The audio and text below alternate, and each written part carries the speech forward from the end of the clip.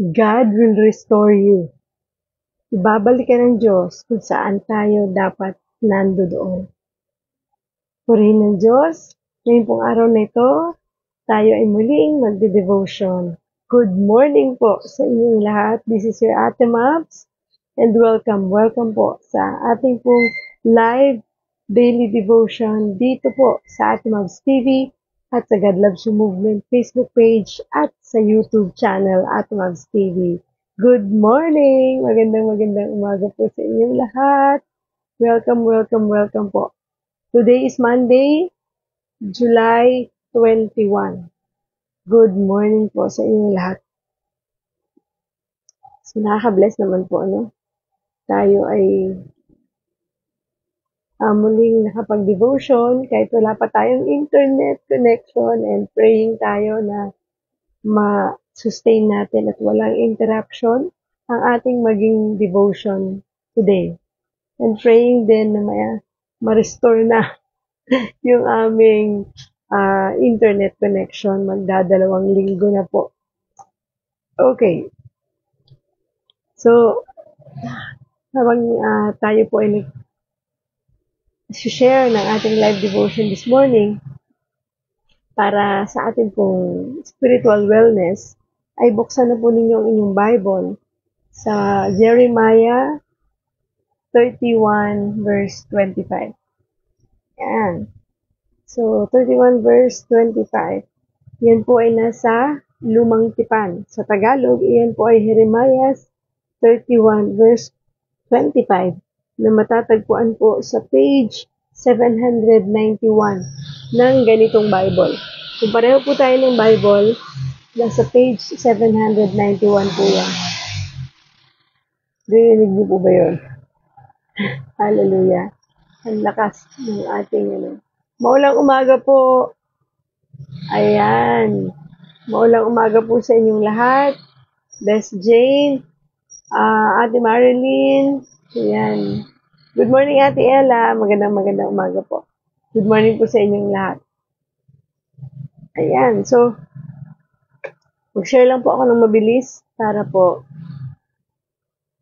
marami pong makapanood sa atin. And then, i-ano ko na po dito sa kasi lalag tayo. Ayan. Ayan. So, i-off ko na to. Sige po, hindi na ako makapag-share. Kasi wala talaga, hindi kaya ng internet. But I'm praying magtuloy-tuloy po yung connection ng walang problema at walang interruption. So, sige po, buksan na po ninyo ang inyong Bible sa Jeremiah 31 verse 25. Narinig niyo po ba? Lakas, no? Hallelujah. So, Jeremiah 31 verse 25. Sa Tagalog, iyan po ay Jeremiah 31 verse 25 na matatagpuan po sa page 791 ng ganitong Bible. Old Testament po or sa Lumang Tipan. Sige po, basahin natin. Ang sabi po dito,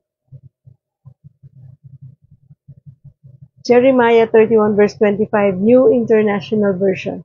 I will refresh the weary and satisfy the faint.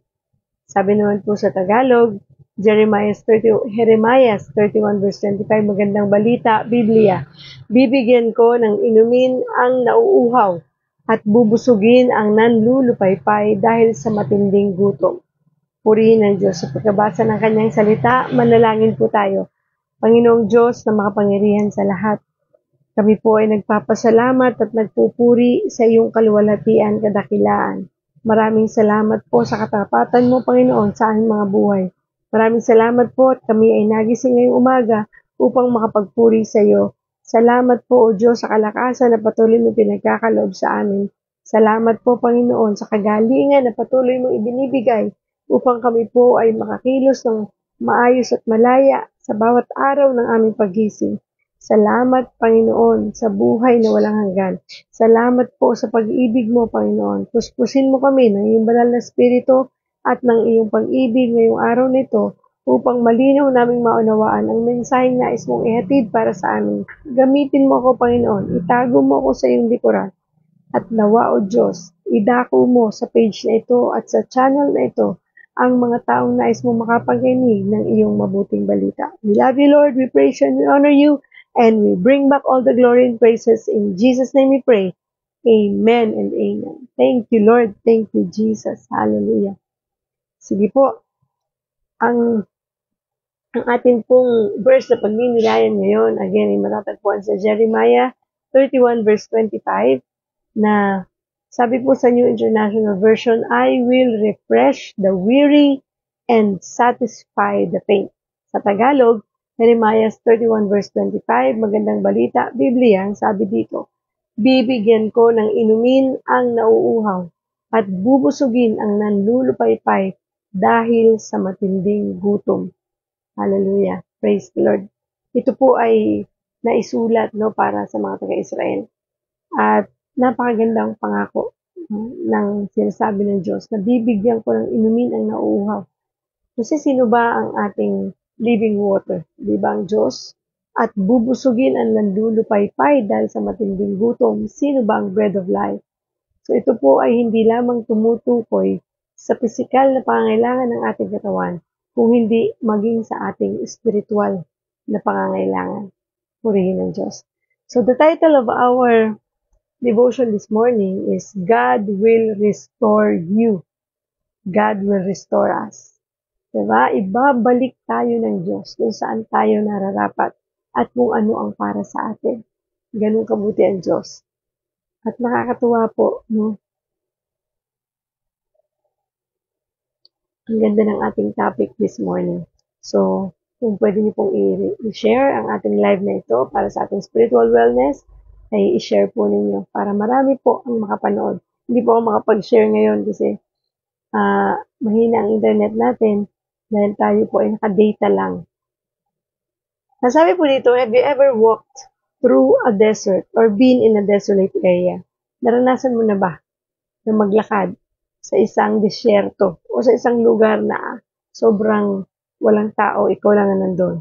If you've spent much time there, then you know how it feels to begin to grow weary or thirsty in an empty, overwhelming land. Diba? Parang pagka nandoon ka sa ganung sitwasyon, makakaramdam ka na pagtagal ng gutom, uhaw, na para bang nahihirapan ka na sa sitwasyon mo dahil hindi po madali, no? Tulad ng buhay natin, no? Minsan, ang simple na parang walang problema, tapos bigla dumarating yung problema. At habang tumatagal ka na nandun ka sa problema, ay nakakaramdam ka ng parang nabe-burn out ka, pinanghihinaan ka, natatakot ka, nag-aalala ka. Diba? Nandun lahat yung pakiramdam na parang ayoko nito, pero bakit nararamdaman ko? Because that is normal, no? Dahil pag nandun ka sa isang sitwasyon na parang hindi mo na kaya. Kaya nga po, doon papasok ang ating pagtitiwala sa Diyos.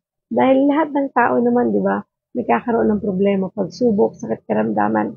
Pero ang dapat lagi nating aalalahanin, laging nandyan ang Diyos to provide and will make a way. He will make a way when there seems to be no way.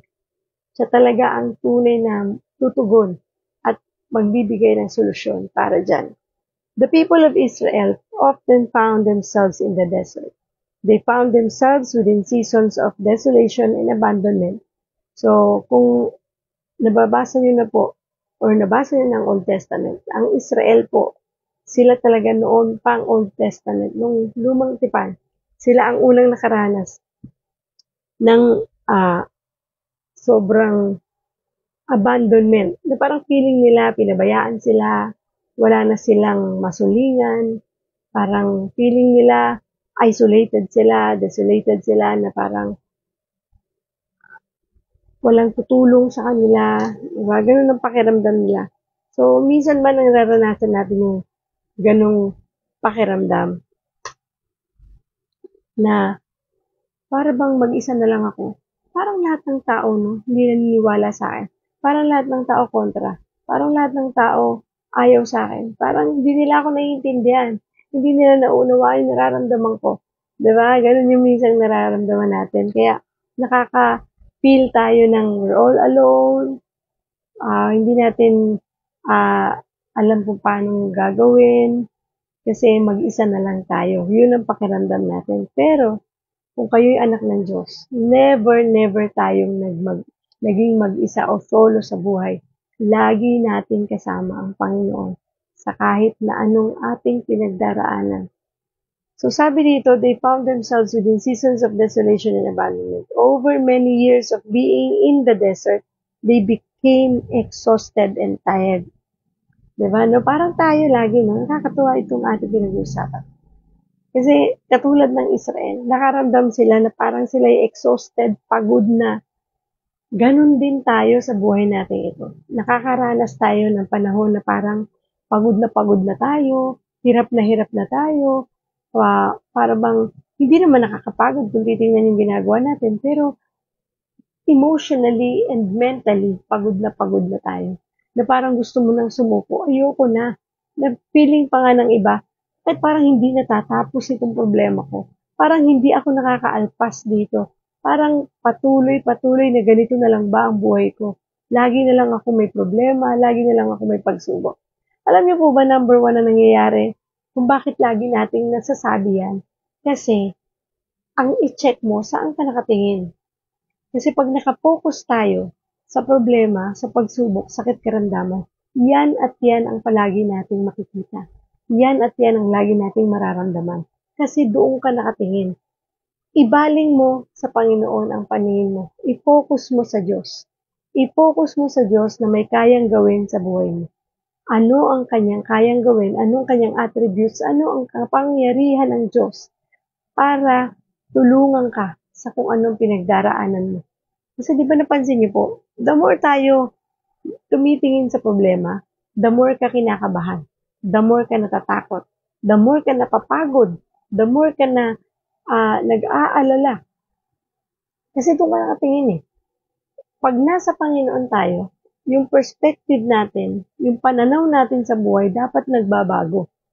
Diba? Kasi pag yung dating buhay mo, ganyan ka na nga noon, lagi nag-aalala, lagi natatakot, kasi lagi nakatingin sa iyong problema kasi wala pa si Lord sa buhay mo. Pero ngayon ang nandiyan na ang Panginoon sa buhay mo at ang Diyos na ang tunay mong kakampi sa laban ng buhay na to. Wala ka nang dapat ipag-alala. Focus ka na kay Lord. Diba? Sa Kanya ka na tumingin. Sa Kanya ka ng kapangyarihan kumapit. Kaya nga lagi natin sinasabi dito, pray unceasingly.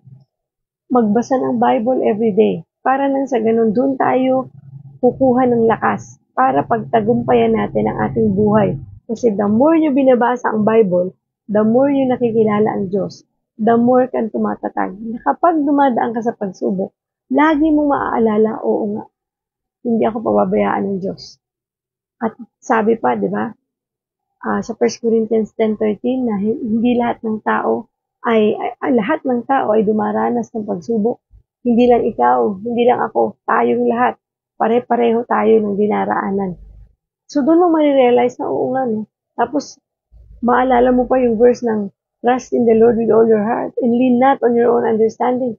So, yung mga verses na yun, pagka naaalala mo, tumatatag ka eh. Pag naalala mo pa, yung kanyang sinabi na, seek ye first the kingdom of God and His righteousness. And all these things shall be added unto you. So, all these things kasama ng mga solusyon sa problema. So, pag alam natin yung kahit yung mga, sabi nga, kahit hindi mo kabisado ang verses, pero nabasa mo, at yan ay tumingin mo sa puso't isip mo. Pag oras ng problema, oras ng pagsubok, ng sakit, karamdaman, maaalala mo yun. At dahil natandaan mo, lalakas yung loob mo at pwede mong balikan. Saan ko nga ba nabasa to? Ang kagandahan sa ating buhay ngayon, sa teknolohiya natin, madali nang hanapin ang verse. 'Di ba? Kung kayo ay may cellphone, napakadali na pong hanapin ang verses sa cellphone. Punta lang kayo sa Google at lahat naman tayo meron yan. Lalo kung may internet, basta't may internet connection ka, may data ka, punta ka sa Google, buksan mo doon, i-search mo kung paanong hanapin yung verse na parang natatandaan ko. Hindi ko alam nga yung verse, Ate Mabs, paano ko i-search? I-search mo yung word.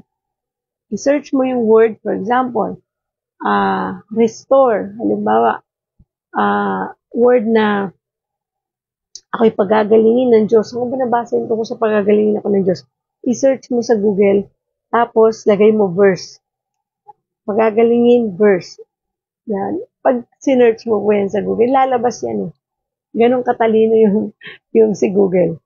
At alam niyo po ba, pag nakita mo, ang dami niyang ilalabas na verses doon na may kinalaman doon. At makikita mo, ang galing naman. Diba? So, mariremind tayo. Kaya, huwag kayong matakot na hindi. Tapos, after niyo mabasa doon sa inyong Google, ihanapin niyo naman sa Bible niyo. I-double check ninyo para sigurado na tama yung nakita mo sa iyong Google. Diba? Ganun na po ka-high-tech ngayon. Wala po yung sabihin, ay, kasi may edad na ako.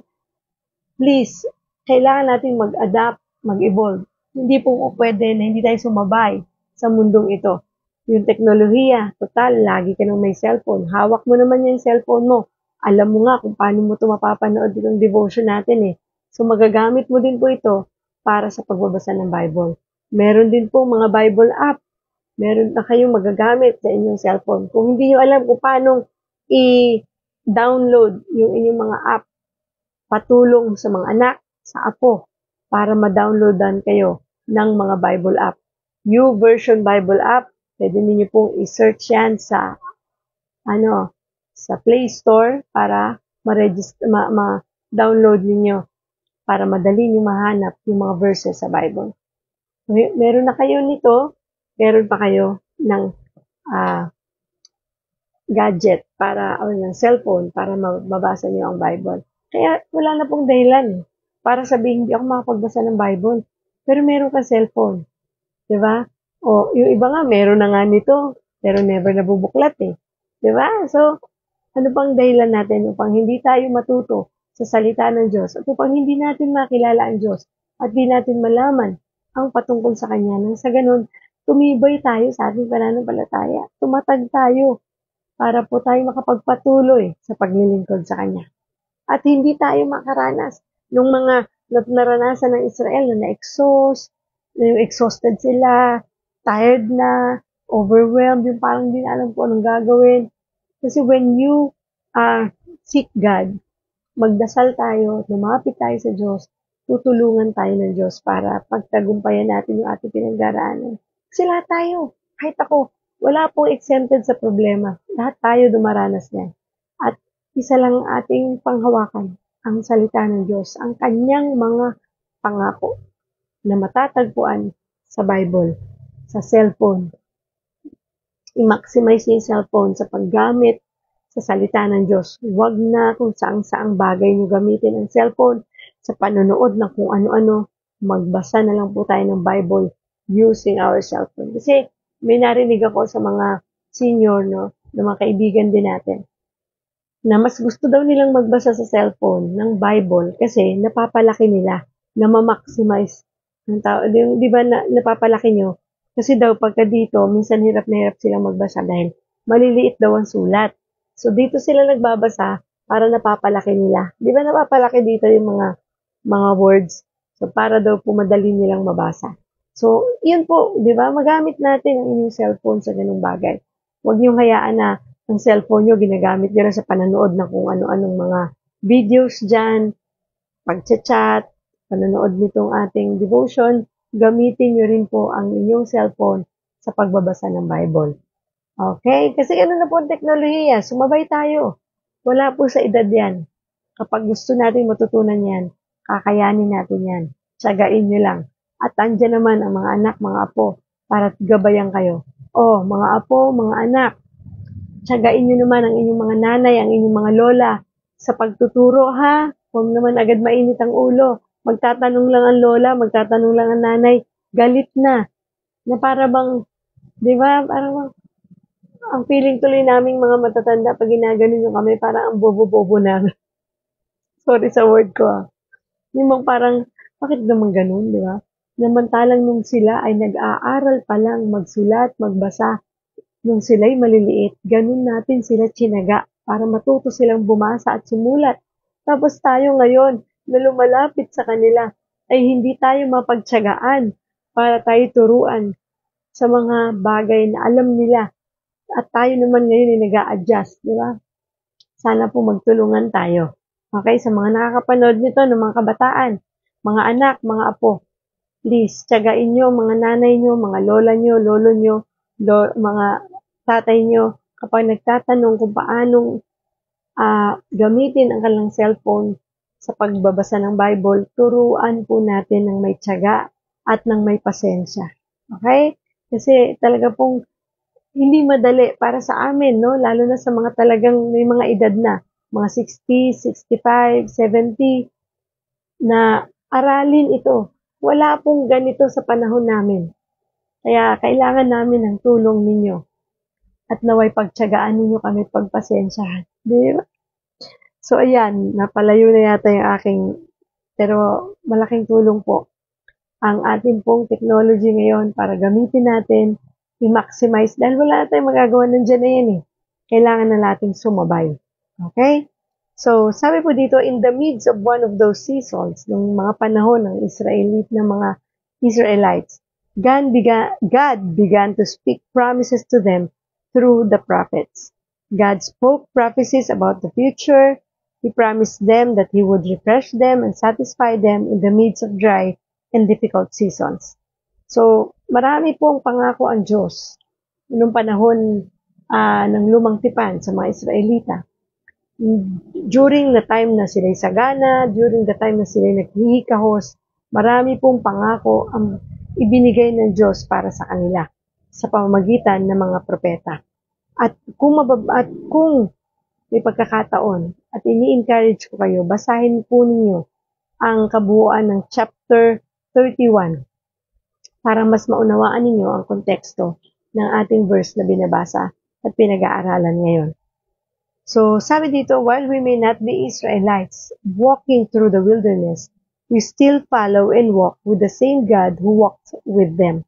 Sabi dito, bagamat hindi tayo mga Israelita na tulad nila na naglalakad sa wilderness o sa kawalan o sa mga problema at pagsubok na dinanas nila noon, sa panahon natin ngayon, we still follow and walk with the same God who walked with them. Sino yung Diyos na tumulong sa kanila, sumama sa kanila, nagbigay ng mga pangako sa kanila, at tumupad na mga ito ay walang iba kundi ang Diyos. Ang Diyos nila noon ay siya ring Diyos natin ngayon. Hindi po natin pwedeng sabihin na, kasi naman yung Diyos nila noon, ate mo, sobrang matulungin. So, hindi po, siya rin yung Diyos noon. Siya yung Diyos natin ngayon. At kung sino yung Diyos na tumulong sa kanila noon, ay siya rin Diyos na tumutulong sa atin ngayon. Kung sino yung Diyos na nagmahal sa kanila noon, ay siya rin Diyos na nagmamahal sa atin ngayon. At kung sino yung Diyos na nangako na sila hindi pababayaan at hindi iiwan noon, ay siya rin Diyos na nangako sa atin ngayon na hindi tayo iiwan at hindi pababayaan kailanman. Ang Diyos na nag-provide sa mga Israelita noon, ay siya rin Diyos na nagpo-provide sa ating mga pangangailangan ngayon. Kaya wala pong pinag-iba. Nag-iisa lang ang ating Diyos na buhay, dakila at makapangyarihan sa lahat.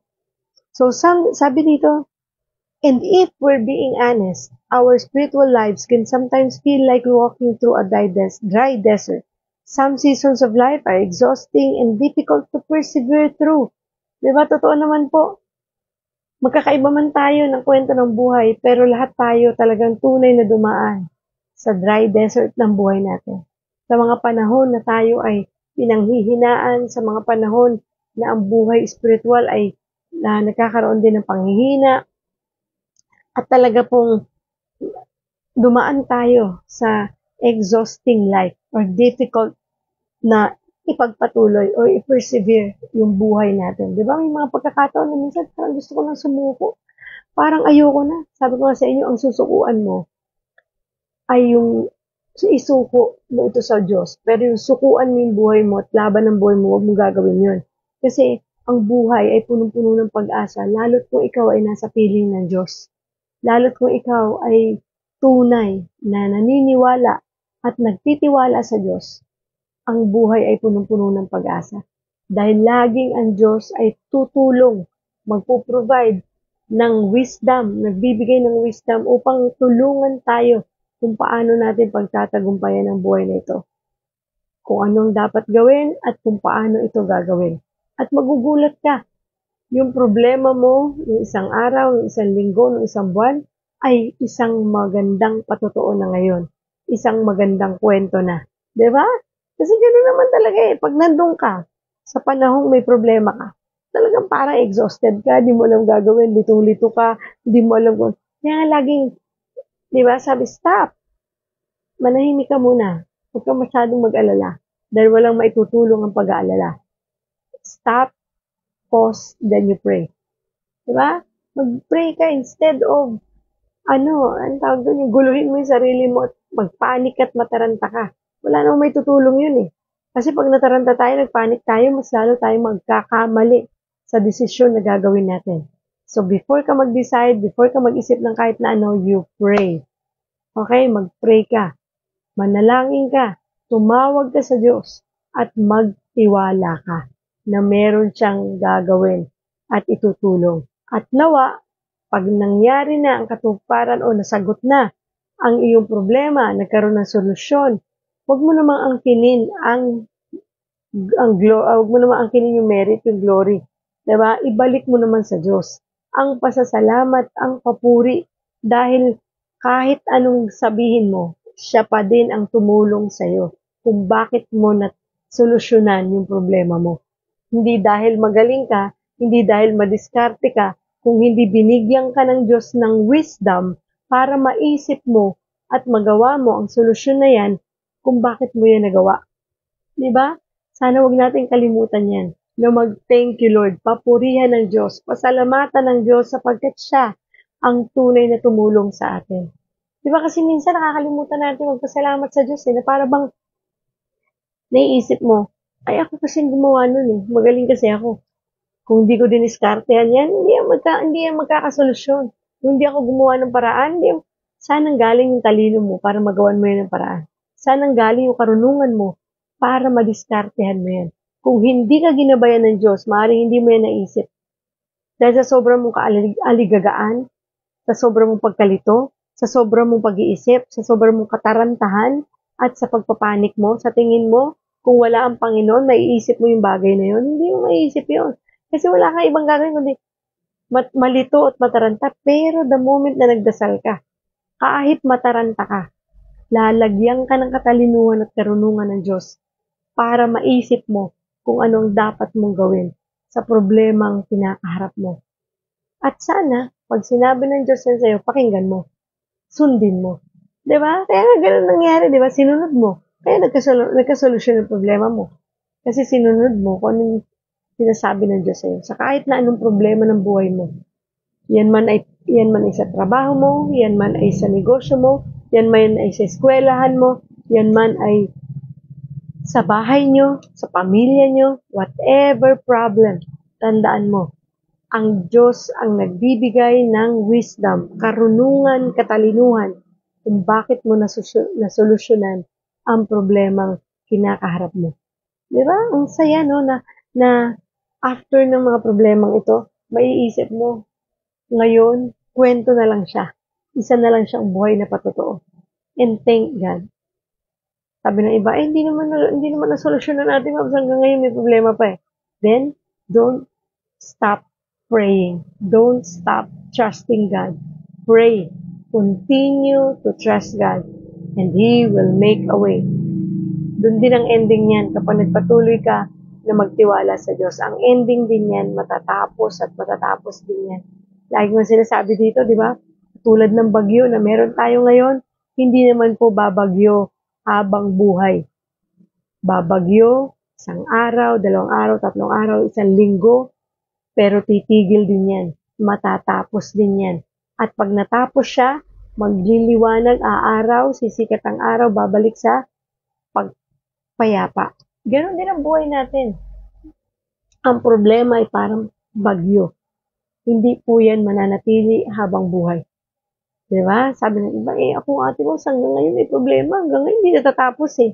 Saan ka nakatingin?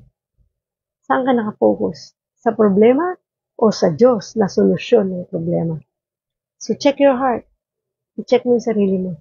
Tunay ba na nagtitiwala ka sa Diyos? Kaya hindi matapos yung problema eh.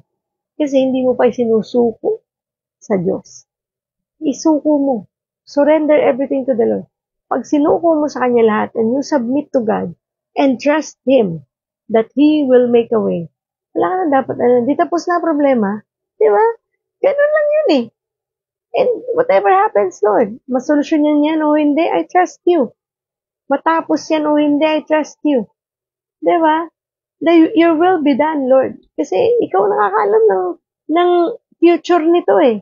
Kasi minsan masyado nating iniisip yung ano ba mangyayari pag ito? Paano mangyayari pag ganito? Paano pag di ko nasolusyonan? Paano pag... Hello? Do you think makakatulong yun? Wala naman tayong kapangyarihan para gawin yun. Wala tayong magagawa doon. Sabi nga, sa mga bagay na hindi mo makakontrol, let go and let God. Let God do His job.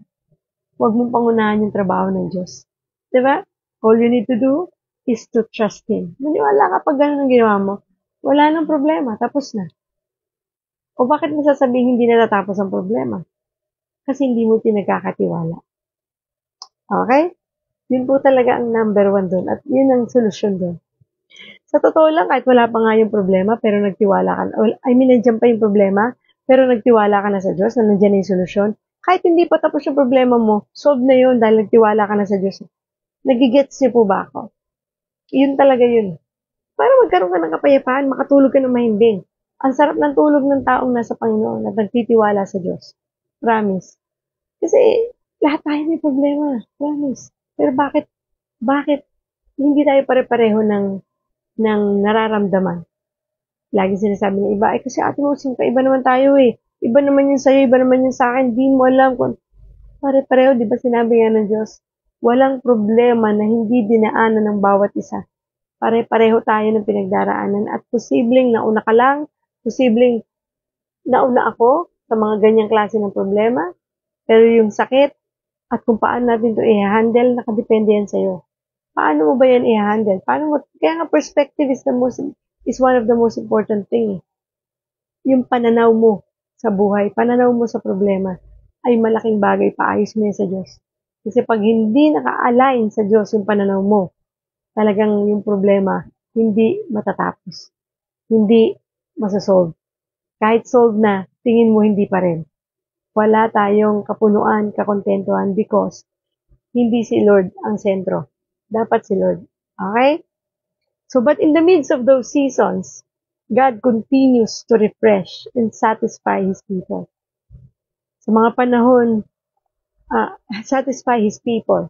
So, sabi mga panahon na ganun, sa kalagitnaan ng mga panahon nagkakaproblema ang mga Israelita, God continues to refresh and satisfy His people. Diba? Sa totoo lang ang Diyos na tumitigil eh. Hindi siya tumitigil. Napapansin nyo? Kahit ikaw, ang kulit-kulit mo nang kaiisip sa problema mo, paulit-ulit, pero ang Diyos, tinitigilan ka ba? Hindi. Lagi kanyang binibigyan ng message sa pamamagitan ng devotion na to, sa pamamagitan ng mga tao sa paligid mo, sinisendan ka ng verses na tugma sa sitwasyon mo. Tapos pag browse mo sa iyong cellphone, papupuntahan mong video patungkol pa rin sa problema mo, na para kang ini-encourage, na para kang minomotivate, na para kang kinakausap. Hindi napansin yun? Kasi ganun tayo kamahal ng Diyos eh. God will continue to refresh you and satisfy you. Kaya lang ang problema, hindi ka nakikinig.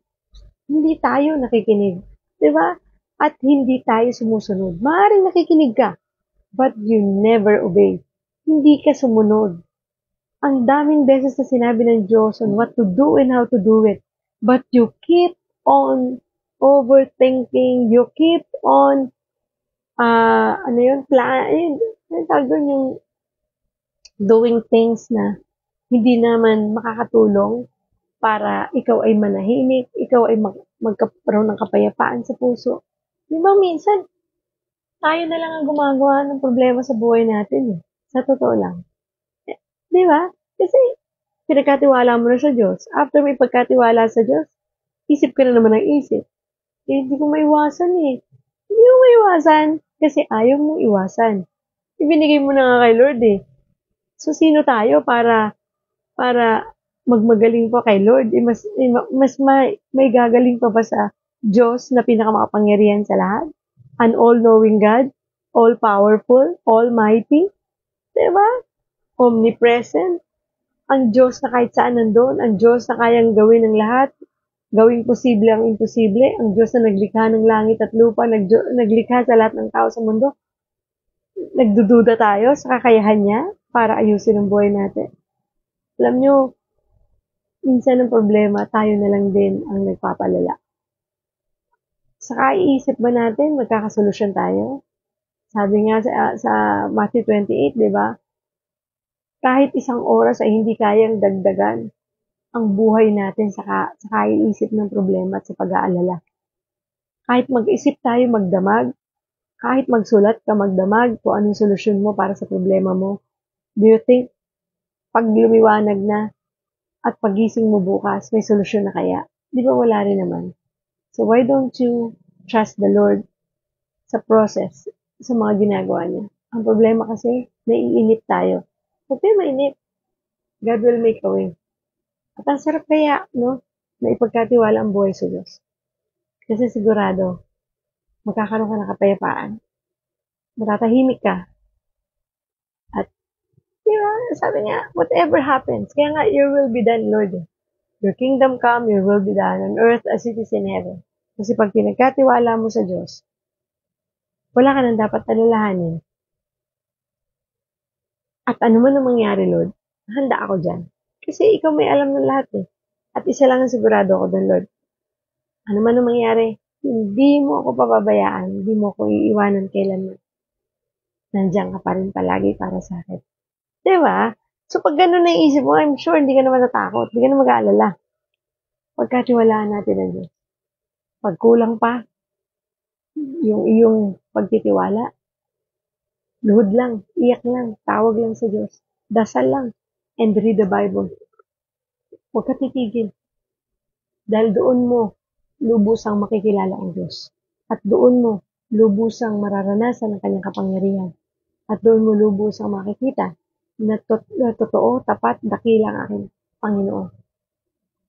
Salamat. Di ba? Ang sarap na dumating yung time na yung mga problema mo ngayon ay isang malaking kwento na lang.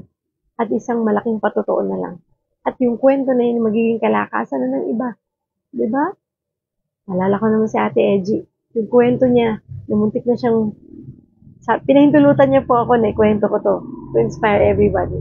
Na, nung siya ay nandun sa sitwasyon na gusto na niyang magpakamatay dahil sa nawalan siya ng trabaho, di niya alam paano bubuhayin ang kanyang mga anak.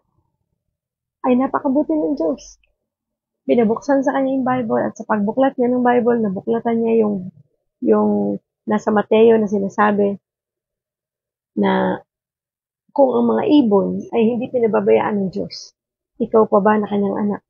Ang hindi i-provide ng Diyos, ang yung mga pangangailangan. Di ba? Alam nyo, dahil doon, hindi siya nagpakamatay. And God is good. Sabi ko nga sa inyo, ang Diyos laging gagamit ng kaparaanan niya upang tayo abutin, upang tayo kausapin. Kaya lang ang kailangan, sumunod tayo. Tumugon tayo. Kasi mababaliwala ang lahat ng pagkausap ng Diyos sa atin kung hindi tayo tutugon at hindi tayo susunod. Sabi nga, makinig, sumunod, at manampalataya. Yun yung tatlong bagay tatandaan natin lagi. Huwag lang basta makinig. Kailangan may pagsunod. At yung pagsunod mo, sabayan mo ng pananampalataya. Sigurado magtatagumpay ka. Okay, so sabi dito,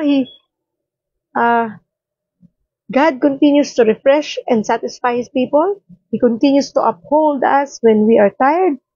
He does these things for us because His character never changes. He is the same God who continually refreshes His people. Siya ang Diyos noon, ngayon, at magpakailanman. Siya ang Diyos sa pasimula at siya rin ang Diyos sa wakas. Ang Diyos noon ay siya rin Diyos mo ngayon at siya rin Diyos mo ngayon. Di ba po? Napakabuti ng Panginoon. And hindi siya nagbabago. Wala siyang katulad. Siya ang Diyos na nagligtas sa mga taga-Israel. Siya rin ang nagliligtas sa atin ngayon at patuloy na mag-iingat sa atin. Patuloy na magpoprotekta. Ano naman ang silbi ng nandyan ang Diyos sa buhay natin, sa puso natin, at tunay na tinanggap na natin siya bilang Diyos at tunay na tagapagligtas kung hindi natin siya pagkakatiwalaan? Hindi po ba? Kaya pagkatiwalaan natin ang Diyos na may magagawa siya. Though napakahirap, though napaka-imposible, pero dahil walang imposible sa ating Diyos, all things are possible with the Lord. Ano pang iisipin natin? Wala na. Smile. Di ba? So if you currently feel tired and exhausted, take a moment today to sit with God in prayer. Alam niyo, yun lang naman talaga. Number one na solusyon. May problema ka? Mupo ka. Talk to the Lord. Kausapin mo siya. Sabihin mo nararamdaman mo. Kung natatakot ka, natatakot ako, Lord. Kung nag-aalala ka, Lord, nag-aalala talaga ako. Hindi ko alam kung anong gagawin ko. Tulungan mo po ako. Sabihin natin sa Diyos kung ano yung mga nararamdaman natin. Kasi ang Diyos po handang makinig. At laging handang makinig. Umunawa. Sa totoo lang, lahat ng tao sa paligid natin, posible hindi tayo maintindihan eh. Feeling nila, gadrama lang tayo. Feeling nila, sobrang naman to, konting problema lang. Di ba? Ganun pa yung mga dialogue nila sa atin eh. Pero ang Diyos, never niya yung sasabihin sa'yo. Never kanya susumbatan. Never niya sasabihin, ikaw kasi, hindi. Makikinig lang siya. At tutulungan kanya. Sa lahat ng paraan na pwede niyang gawin, makinig ka lang at sumunod. Gagawin ng Diyos yan. And sabi dito, when you sit with God in prayer, tell Him exactly how you feel and what is going on in your life. O, di ba? Sabihin mo lahat. Ano yung nangyayari? Kahit alam na yan ng Diyos. Alam mo, huwag niyo sasabihin, di pa ako magpapray, Ate Rox, alam na yan ni Lord eh. Hindi yun. Di ba tayong mga tao? Lahat tayong mga babae. Ang sarap ng pakiramdam na nakakapaglabas ka ng sama ng loob. Nakakapagsabi ka ng mga gusto mong sabihin. Diba? Kasi minsan hindi mo masabi sa anak mo, hindi mo masabi sa asawa mo, hindi mo masabi sa kaibigan mo, hindi mo masabi sa paligid, sa mga tao sa paligid mo. Kasi parang minsan lalo kung too personal, hindi mo masabi. So, kanino mo sasabihin? Eh, kung hindi mo nilalabas yan, hindi mo yan sinasabi at binubukan ng bibig mo, hindi maiibsan yung sama ng loob, hindi maiibsan yung sakit na nararamdaman mo. Di ba? Kaya kailangan mo yung sabihin sa Diyos. Kasi wala ka nang pagsabihan eh, baka sumabog ka. Kaya maraming tao ganyan eh. Yung iniipon, yung galit, sama ng loob, kahit sa Diyos ayaw sabihin. Kaya tuloy pag na-trigger ulit, ayun, galit na naman, mainit ang ulo. Di ba? Kasi nandyan lang eh. So i-open up mo yan kay Lord. I-share mo yan sa Kanya. Sabihin mo lahat sa Kanya ng gusto mong sabihin. Para nang sa ganun, maibsan, makaramdam ka ng kaginhawahan. Parang lumuluwag yung iyong pakiramdam. Yung puso mo gumaan, yung emotions mo, pakiramdam mo, feelings mo, ay ang sarap. Thank you, Lord. Di ba ganun tayo? Pag meron tayong pinagsasabihan ng ating mga hinaing, gumagaang ang pakiramdam. Ganun din ang gagawin natin sa Diyos. Dahil ang Diyos nakikinig at tunay na magbibigay siya ng solusyon sa mga problema natin. So, ask Him also to refresh your soul and satisfy you if you feel weary and weak. Allow Him to refresh you and give you rest and continue to build a habit of talking with God each and every day. Gawin na nating maging habit yung araw-araw natin siyang kinakausap. Gawin niyo ng habit yung pagdarasal. Pagdilat ng mga mata pa lang, kausapin mo na si Lord. Kausapin mo na siya. Makipag-usap ka na, Lord. Natulog ako kagabi. Salamat. Kasi kahit may problema ako, ang sarap ng tulog ko. O di kaya naman, kung di ka nakatulog, Lord, hindi po ako nakatulog kagabi. Kasi sorry, nag-isip na naman ako na nag-isip. Wala naman na itulong yung pag-iisip. Napuyat lang ako, Lord. Tama ka, Lord. Kailangan ko lang magtiwala sa'yo. Kasi kahit isipin ko ng isipin yung problema ko, yun pa rin naman siya pagising ko. Wala pa rin naman solusyon. So talagang walang naitulong, di ba Lord? Tulungan mo na lang ako, Panginoon. Ano man ang plano mo, ano man yung gusto mong gawin ko ngayong araw na to, ano man yung mangyari, your will be done, Lord. Ikaw ang masunod sa buhay ko. Take control of everything, Lord. And help me to trust you. Obey you. And listen to you. And listen to you, Lord. Matutunan ko nawa, Panginoon, ang pagsunod. Hindi lang basta makinig. Di ba ganun? Kausapin natin si Lord. Pagdilat pa lang ng mga mata nyo. Huwag yung pagdilat ng mata, bangon agad diretso sa kusina, nagkape kagad without talking to the Lord. But anyway, meron naman devotion mamaya na lang ako mag-pray. Wag. Iba po itong devotion. Iba yung personal mong pananalangin sa Diyos. Spend time with the Lord kahit saglit. Di naman kailangan kumain ng 1 oras yung pagdadasal mo sa umaga eh. Depende yan sa'yo. Kung kakausapin ka ng Lord, mga mamalayan mo, tagal ko na pala nakikipagkwentuhan kay Lord, di ba? So, please pray, pray, pray, pray, pray, unceasingly. And sabi dito, di ba, maging habit yung talking with God each day and every day. Maging yung pananalangin natin ay palaging humingi ng kalakasan mula sa Diyos. Lalo na kapag tayo nalulungkot, tayo natatakot, tayo nag-aalala, tayo'y namumroblema at nawawalan ng pag-asa. Lapit lang tayo sa Diyos. Dahil ang Diyos, laging bukas ang palad, laging bukas ang kanyang arms para tayo yakapin, para tayo ay pakinggan, para tayo ay i-comfort. Ganon tayo kamahal ng Diyos. Hindi tayo makaka-move forward sa buhay natin na ito. Maging stagnant tayo kapag hindi tayo humingi ng tulong at gabay sa Diyos. Kasi mananatili tayong takot. Pag takot ka, hindi ka na makagalaw. Di ba? Ayaw mo nang kumilos. Wala nang pag-asa. Pero pag nasa Panginoon ka at nakapokus ang iyong tingin sa Diyos, kakayanin mong lahat. Magtatagumpayan mo ang lahat.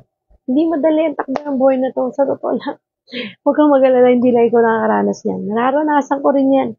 Weak din ako. My strength is my God. Si Lord ang kalakasan ko. Kundi dahil sa Diyos, siguro, balik na ako sa dating ako. Pero dahil may Diyos, napipigil at natututunan ko at tumatawag ako sa Kanya at tumutugon siya. Walang problema, hindi natin kakayanin. Totoo na. Mahal tayo ng Diyos. Mahal na mahal. Kailangan lang lumapit tayo sa Kanya. Manalangin at magtiwala.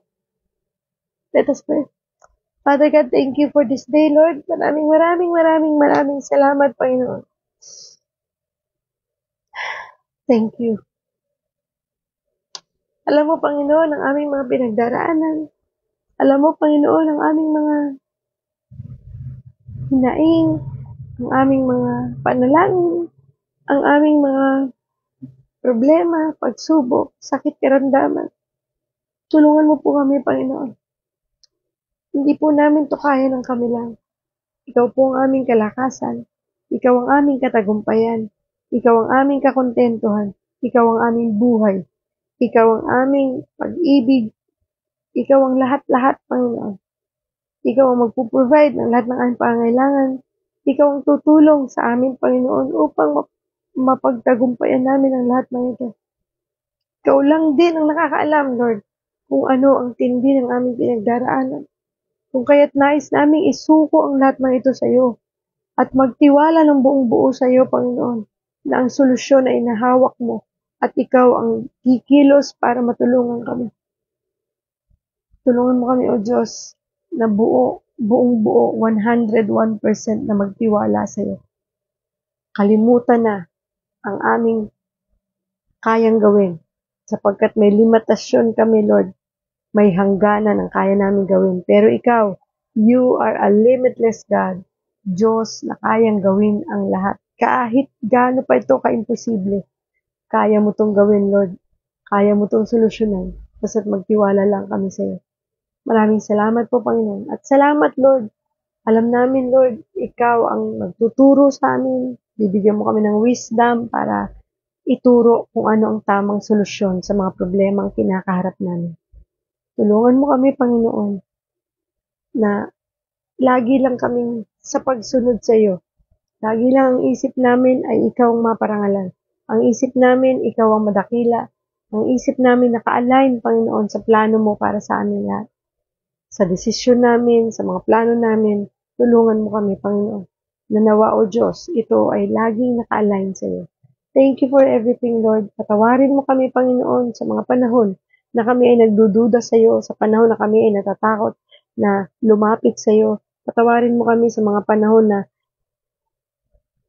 masyado naming tinataranta ang isip namin. Imbis na magtiwala sa iyo ay kung ano-ano pa ang iniisip namin. Patawarin mo kami, Panginoon. Patawarin mo kami, Panginoon, kami hindi nagtitiwala sa iyo. Patawarin mo kami sa mga kasalanan na nagagawa namin sa iyo, sa aming sarili at sa aming kapwa. Thank you for everything, Lord. Ingatan mo po ang lahat ng mga taong nanonood ngayon, lalo na ang mga taong nakakaranas ng bagyong ito, ng baha, Ingatan mo po sila, Panginoon. Ipakita mo yung kapangyarihan sa kanila. Ipakita mo, O Diyos, na ikaw ang Diyos na tunay na nagbibigay ng solusyon sa lahat ng problema. Ikaw din, Panginoon, ang tunay na gagabay, magkukomfort sa kanila. Kung sa mga panahong ito, Panginoon, na sila'y pang nanghihinaan, natatakot dahil sa sitwasyon na kanilang pinagdaraanan, tulungan mo sila, Panginoon.